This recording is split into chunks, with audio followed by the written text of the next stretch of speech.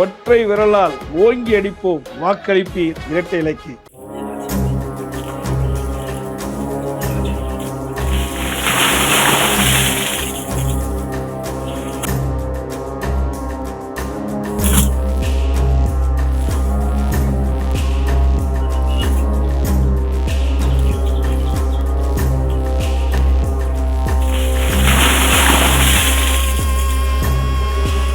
நடுக்காட்டுக்குள்ள காவல்துறையினர் நடத்தின அதிரடி ரெய்ட்ல வனப்பகுதியில பதுக்கி வைக்கப்பட்டிருந்த 480 லிட்டர் கள்ளச்சாராயம் கண்டுபிடிக்கப்பட்டிருக்கு.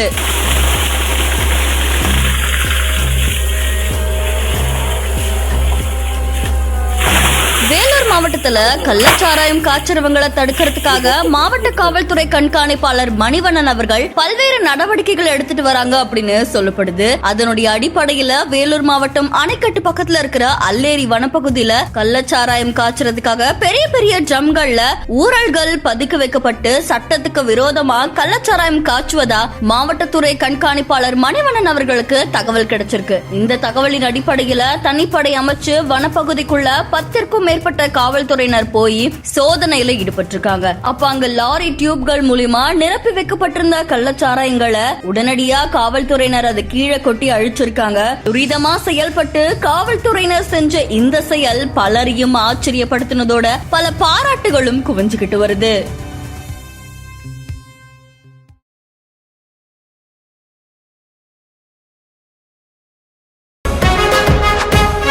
ஒற்றை விரலால் ஓங்கி அடிப்போம், வாக்களிப்பீர் இரட்டை இலைக்கு.